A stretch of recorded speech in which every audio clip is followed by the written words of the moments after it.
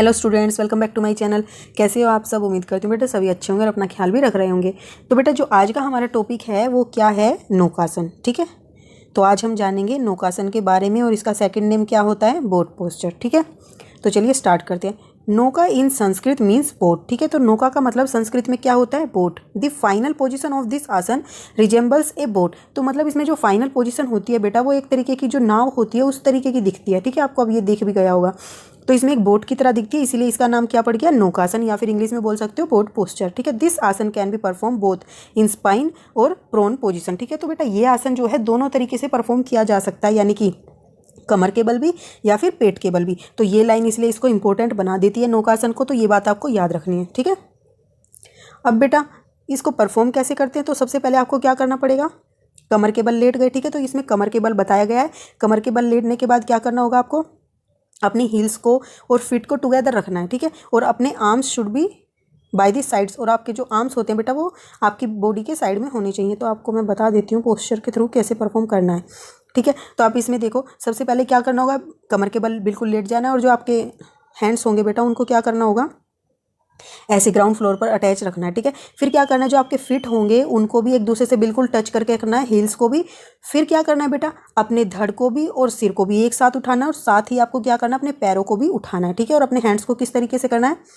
इस पोजीशन में करना है। ठीक है, इनहेल करते हुए आपको ऊपर की तरफ जाना और कुछ देर तक इस पोजीशन में रखना है अपने आप को। ठीक है, आप ये यहाँ पर 45 डिग्री का भी कोण बना सकते हो। ठीक है, ट्रंक के साथ और हेड के साथ उठाते हो, और 5 से 10 मिनट तक आपको इसी तरीके से मेंटेन करने के बाद रिलीज कर देना है, एक्सेल करते हुए स्लोली स्लोली, और ग्राउंड फ्लोर पर अपने हेड को, ट्रंक को और लेग्स को रेस्ट करा देना है। ठीक है, अब बेटा इसमें डूज डोंट क्या है, किन बातों का ध्यान रखना है?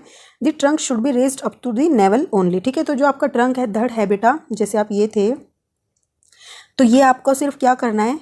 नेवल तक, जो आपकी नाभि होती है उतने हिस्से को ही ऊपर उठाना है, बाकी जो है आपका ग्राउंड को टच करना चाहिए। ठीक है, दी hand should be stretch straight way without bending the elbow. और जो आपके हैंड्स होंगे, आपने देखा भी था ऊपर कि वो बिल्कुल क्या थे? बिल्कुल स्ट्रेट थे। ऐसे नहीं है ऐसे हो रहे हैं या नीचे की तरफ जा रहे हैं, बिल्कुल स्ट्रेट रखना है ऐसे। यहाँ तक कि जो आपकी फिंगर की टिप है उसको भी बिल्कुल स्ट्रेट रखना है। ठीक है, do not raise the trunk और लेग्स इन अनपैरेलल वे। और जो आपके लेग्स हैं या फिर ट्रंक है वो अनपैरेलल नहीं होने चाहिए, यानी कि आप इस तरीके से लेटे हुए हो। ठीक है, लेग्स तो आपने इतने ऊंचे उठा दिए और ट्रंक आपका सिर्फ इतना सा उठ पाया। ठीक है, तो ऐसे नहीं, दोनों साइड से सेम लेवल पर होना चाहिए। ये बोला गया पैरेलल। इतना अगर आप उठा रहे हो तो पैर भी आपके इतने ही उठने चाहिए, ये पैरेलल होना चाहिए। ठीक है, उम्मीद करती हूँ समझ आ गया होगा। अब बेटा बेनिफिट्स क्या हैं इसके?